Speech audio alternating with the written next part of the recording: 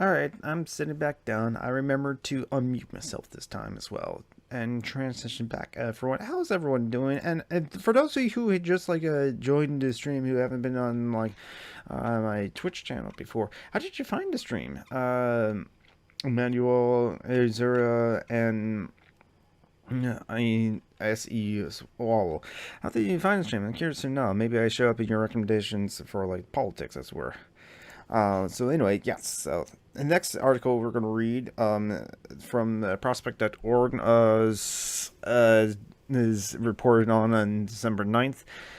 Tillis pushes prison time for online streamers after pre-election Hollywood cash blitz. Federal streaming legislation from Senator Thom Tillis will be attached to a upcoming must-pass omnibus government spending bill. Thank you. Yes. Thank you for coming. And for those of you who don't know, I am SomeRandomGeek. I am a genderqueer, demi-non-binary man plus dude that is a variety streamer. Not only do I stream politics, I stream games as well. My politics, I'm an anarcho-syndicalist and a communist. And so, yes, I talk about a lot of those kind of different things.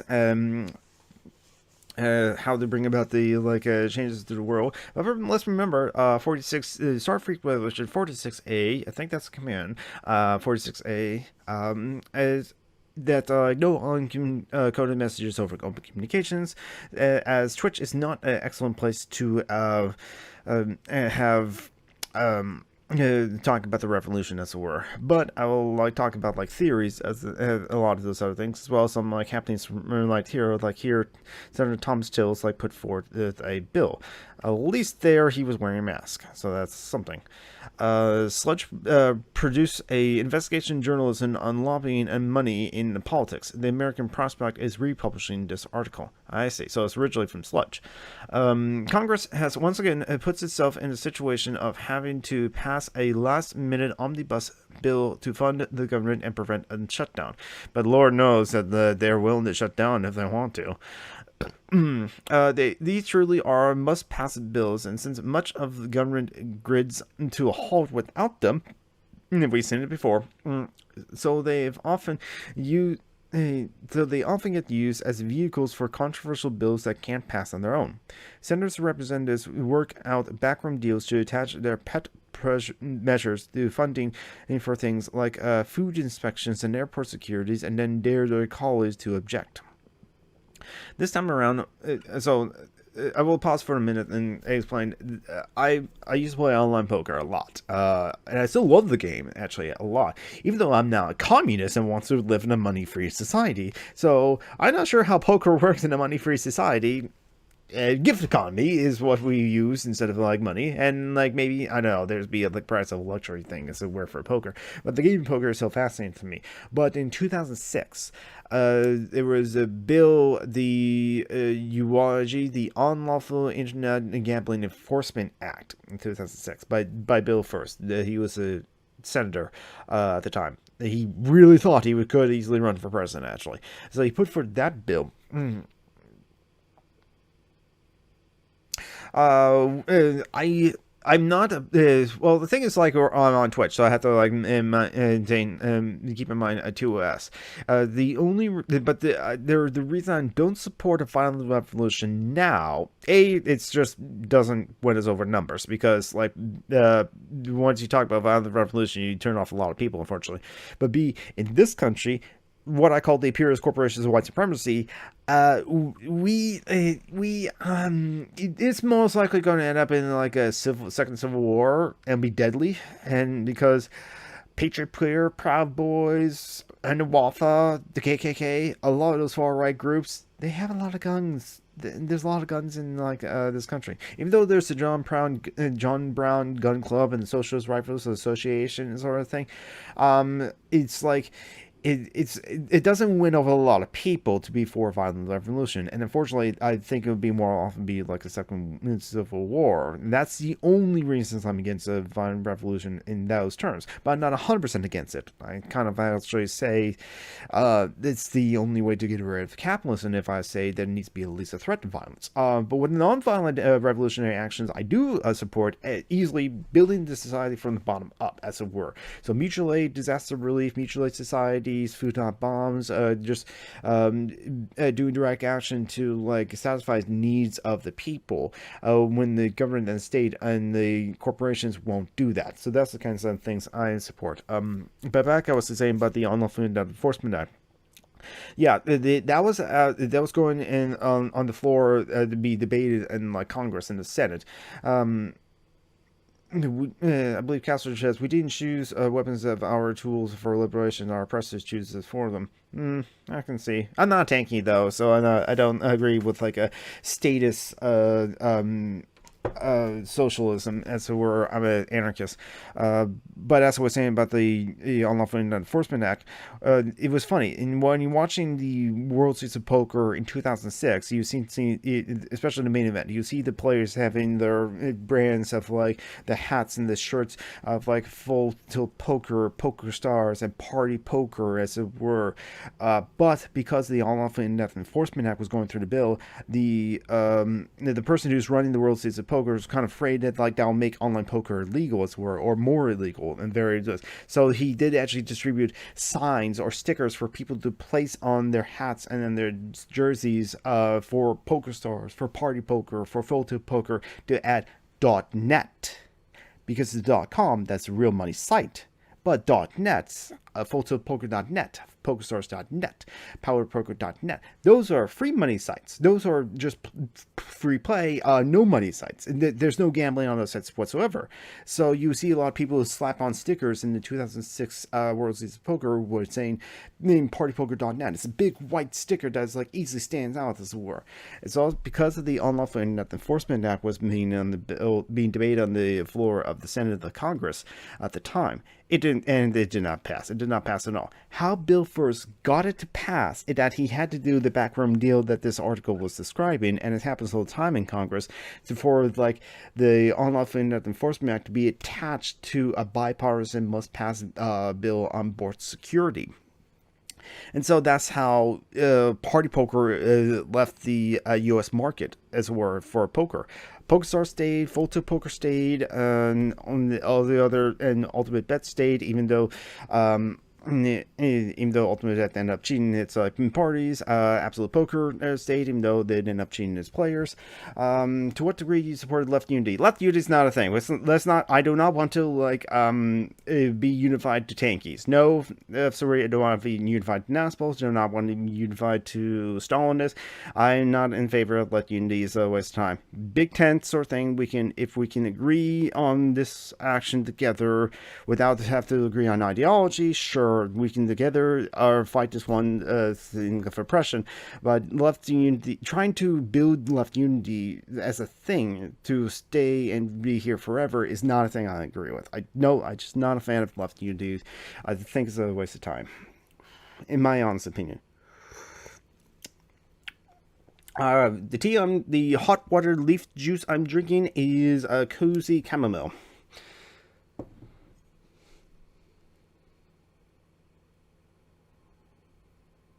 Yeah, so I agree, D-Quack. I honestly will work with dem socks. I will honestly work with liberals, honestly.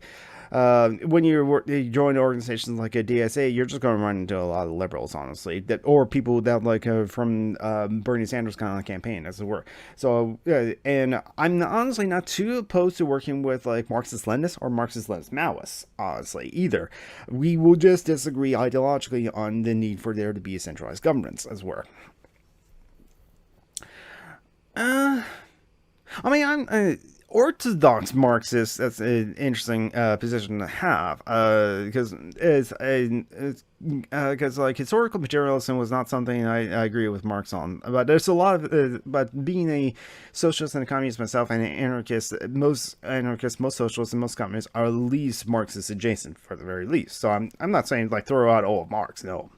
Anyway, but I bring up the point related to the article about the Unlawful End Enforcement Act, that like it happens all the time. That's how like poker for a while it kind of like got until it got officially permanently banned from the U.S. market. That's how poker kind of like stopped for a while. In the U.S. was because the Unlawful End Enforcement Act got attached to a must-pass bipartisan bill, and that's what like Senator Thom Tillis is doing.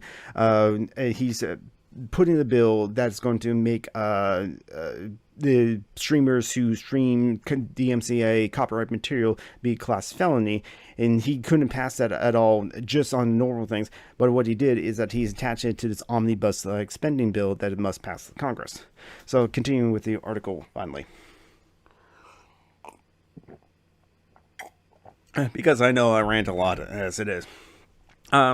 This time around, one of the measures being crammed into the omnibus is a proposal for Senator Thom Tillis, a representative of North Carolina, the good Carolina, as opposed to the bad Carolina, South Carolina. But there's no such thing as a good Carolina. There's the very bad Carolina, South Carolina, and the not as bad Carolina as North Carolina, because it's actually a swing state. But I'll continue. To turn unauthorized commercial streaming of copyright material in a album on YouTube, a video clip on Twitch, or a song in an Instagram story into a federal offense with a possible prison sentence rather than a misdemeanor, according to protocol. Central Carolina, I agree. Yeah, that's a good way to put it, Comrade D. Quack. Back to the article. The text of the measure has not been publicly released yet, but it is suspected to be loudly similar to past entertainment industry backed attempts to criminalize unauthorized streaming, such as provisions of SOPA such PIPA bills in 2012 that sparked a unprecedented internet blackout protest, or the Commercial Federal Streaming Act, which prompted Justin Bieber to say that its sponsor, Senator Amy Klobuchar, the Democrat from Minnesota, should be locked up.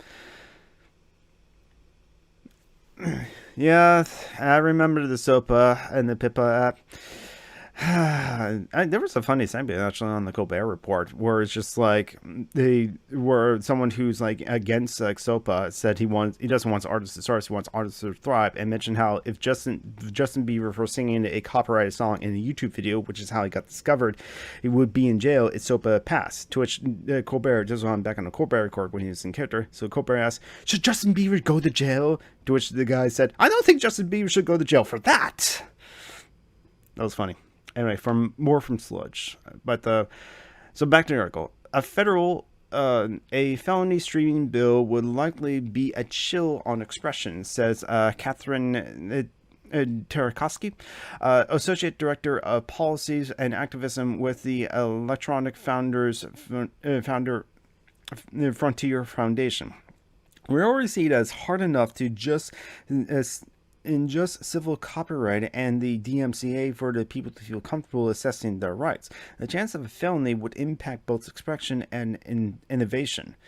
Tillis, the chairman of the Intellectual Property Subcommittee, was recently re-elected for another 6-year term by a margin of 2% over his Democratic opponent. Yanklin says Klobuchar should be locked up for helping a cop who killed the Native American escape from jail.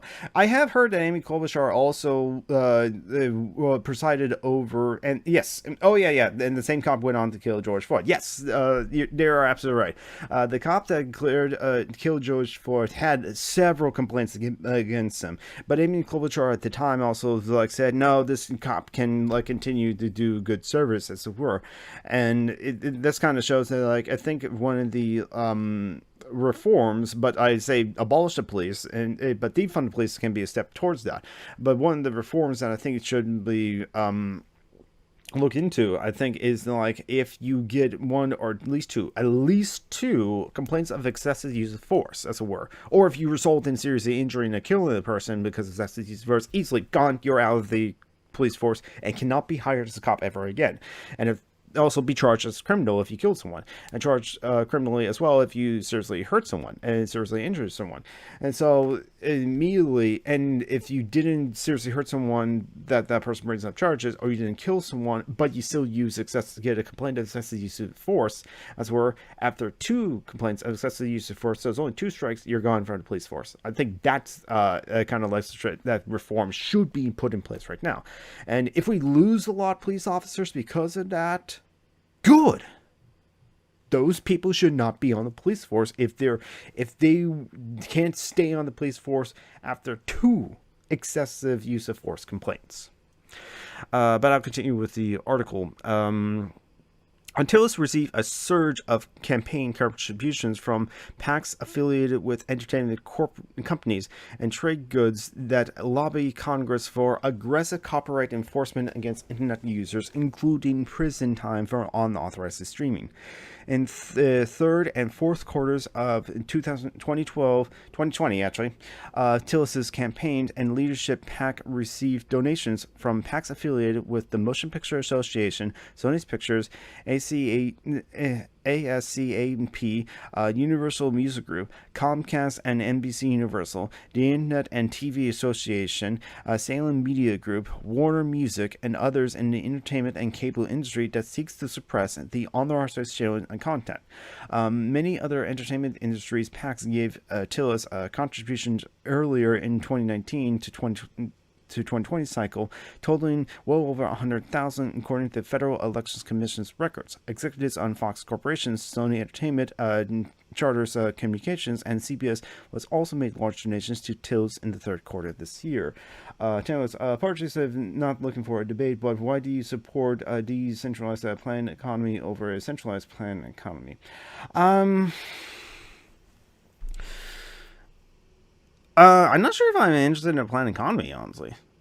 I'm interested in a gift economy, as it were. How do we get from here to there? That's the open question. And I'll say to this, it's up to the people. I'm an anarchist. I myself should not impose my will onto others. Now, if I'm with a bunch of other Marxist-Leninists or Marxist-Leninist Maoists and I'm the one anarchist, I will still openly speak my views on centralized governance, as it were, especially since I think if you just have a state, you still create a state, it's still the state there. That's just another class, as it were, that's separated from the workers, or separated from everyone else, that could and has power over the workers, as it were, and I see that as an unjust hierarchy, in my opinion. But if I'm in everyone in my area are all mutualists, which I'm not opposed to, then I'll go with mutualism, and that's a market economy still, I think, and I just think decentralized just to me it seems like better in that I'm not opposing my will to others. That's kind of the thing. I am my own person. I have my own beliefs. I am who I am. But I should not dictate to everyone else how we should do it. I should work with them to figure out what's the best way possible.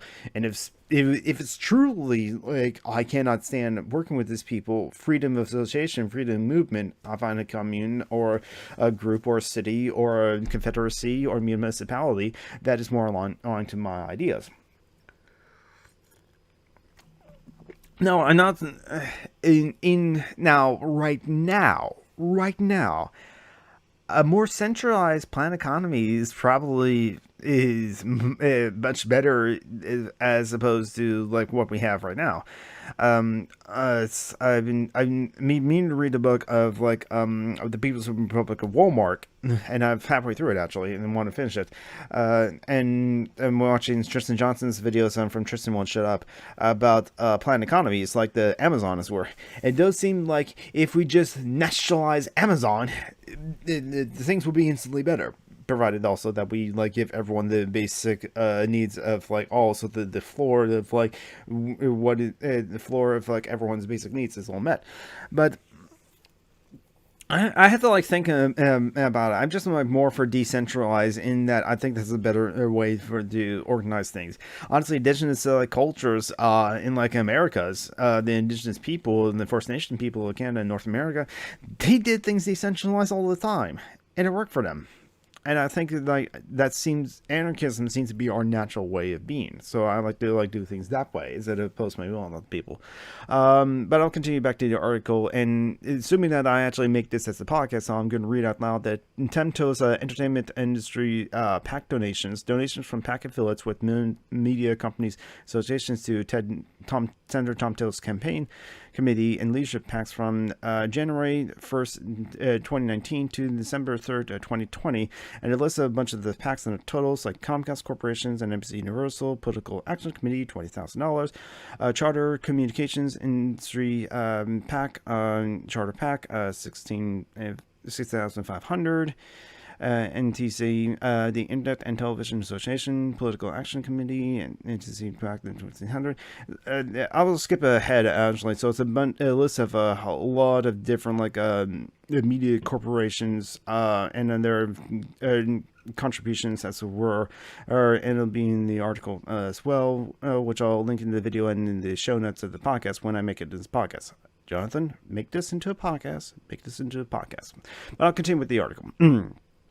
Quote, the Hollywood and entertainment groups have an absolute massive undue influence on the copyright laws in Congress, quote, said Electronic Frontier Foundation policy analyst Joe Malone. Quote, it's impossible to underestimate it, unquote.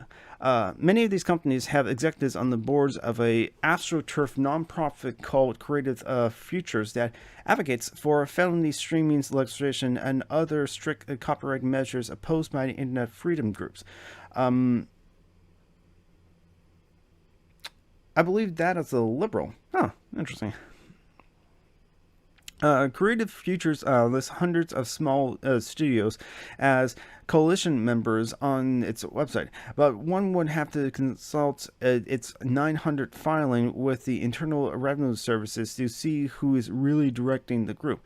Creative Futures boards of directors include John Rogovin, Executive Vice President and General Consultant of Warner Bros. Entertainment, and Len With, Senator, Executive Vice President and General Consultant of Sony Pictures Entertainment, and Kimberly Harris, Executive Vice President of Comcast Corporations and General Consultant of NBC Universal, among several other executives.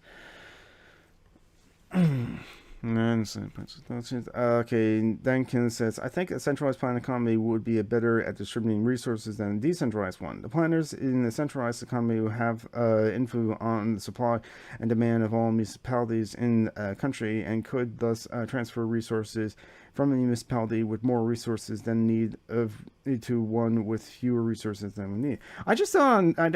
I'll be honest though, I just don't see how that can be done decentralized.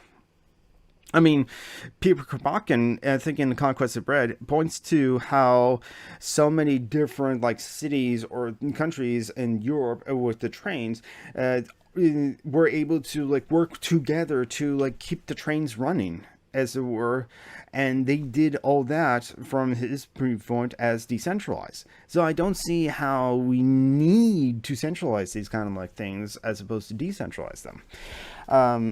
But how often has it happened? I understand that we had like centralized planned economies like the USSR, which had its own problems. And I think it's like as unchanging bureaucracy is part of that. And so I think that's. Yeah, I just need. I think it's willing to try to decentralize sort of things. And again, I'm actually for a gift economy as opposed to a planned economy. But like to work towards that, being like anarcho-syndicalism, so radical unionization, kind of like how in Catalonia, the workers of the factories should work the factories and to build the needs that they build, and for need as opposed to like profits, and the farmers will continue farming as they were, and share the wealth of like their bounty from the farms with all the workers as well. They kind of like in the farmers grow the food, and the food is distributed to everyone. The workers of the factory. Yeah, I agreed. Yeah, the U.S. As Danklin said, the USSR isn't a great example as they had a surprisingly big private industry even during the Lenin Stalin era. Yeah, that's why I called like the USSR not like socialism and communism. It was state capitalism. Because as Anarchopath said, state socialism is just a transition period from capitalism to capitalism. And so, and I'll say right now, Dankin, I do appreciate you coming in here and like engaging in the conversation, as it were. Or most of my political streams are not really like ask me anything kind of thing. My gaming streams usually are. I keep it at that. That's ask me anything. You're welcome to say, but like I do like it for my streams, my political streams, to be at least have the conversation be following the topic of the hand, whatsoever. Which I guess like discussing like planet economies is general to my kind of politics because I'm an anti-capitalist as an anarchist as well. So it's interesting discussions to have. But I'm not doing a politics just chatting stream. It's where I'm doing a stream where I'm like reading articles as well. With that said, though, I absolutely have enjoyed the conversation, as it were. But anyway, back to the article. Creative Futures, which has called Tillis, quote, our hero on the hill, unquote, in March 2020 interview is rebranding of a group called Creative America that was formed in 2001 to advocate for SOPA and PIPA. Creative American's website now redirected to Creative Futures website. Creative Futures is listed as a relative organization and a recipient of hundreds of thousands of dollars in financial transfers on the Motion Picture Association's annual 990s. In 2018, Tillis was one of the 3 senators who benefited from a fundraiser hosted by Motion Picture Association's CEO Charles Rankins and major Hollywood studios. Quote, I was a professional musician for decades, and I don't know of a single working artist who thinks of Thom Tillis as a champion, unquote, said by Evan Queer, deputy director at the Internet Freedom Group Fight for the Future. Quote, he constantly pushes for draconian copyright policies that benefit big corporations, not independent creators, and threaten free expressions and human rights in the process, unquote. Quote, pushing for the internet censorship and threatening streamers with prison time doesn't benefit artists, but is exactly what Tillis' corporate donors seem to want, unquote, Chris added. The federal streaming measures is part of a package of 3 bills related to intellectual property rights that are being added to Omnibus according to protocol. 1. The CASE Act would create a new court within the U.S. Copyright Office for expending copyright claims that critics say could help copyright trolls and giant corporations go after ordinary internet users. People find to have shared a copyright piece of content could be penalized with a fine up to $30,000 according to the bill text. Creative Features supports this bill. The third, known as the Trademark Monetization Act, is supposed to crack down on fraudulent trademark filings from foreign companies. Which of these bills have some small cohorts of backers in Congress, but Tillis is an original co-sponsor of the CASE Act and primary sponsor of the trademark bill. Tillis' office did not respond to such requests for comments. And that's it from the American Prospect Art Sludge article of Thom Tillis pushing prison time for online streamers after pre-legislation cash grab. And so this gets to the point of how have I said, I just like briefly said that like capitalism and democracy are incompatible. I would define democracy as the people decide, power to the people. I think it goes to the root Latin, I think. Anarcho as in rulers, and like the demo meaning people, so people rule. Whereas like monarchy is one ruler, while anarchy means no rulers, and that's what I believe in, no rulers. Which is why I kind of like have some problems with like not necessarily Orthodox Marxists, but Marxist Leninists. That's word believing that like there must be a vanguard and all those things. That just kind of like creates a ruling class above it. It's just the state instead of like corporations. And I mean, Right now, in some places like Vietnam and Cuba, I haven't experienced living in what it's like living in those places. So I don't know how bad it would be, but yet part of me thinks is like considering that 90% of the people are housed in Cuba and Vietnam, as opposed to only 62% people here in Americas, and a lot of people like own those like lands and properties and apartments, as opposed to say in like Cuba and Vietnam. It's kind of tempting to like live there in under state socialism or state capitalism, honestly, as opposed to corporate capitalism here in the Americas. But some liberals would more like to live in like the Americas as opposed to anything else because of it's I think it's more or less it's like the devil you know. They're more used to the devil you know than the devil you don't know. So they don't know state socialism or what it's like under Cuba and Vietnam state capitalism, but they know what it's like to live in America. And if they happen to have a home or happen to be like privileged enough to not feel the oppression of the state as it were, then they have no problem living in America.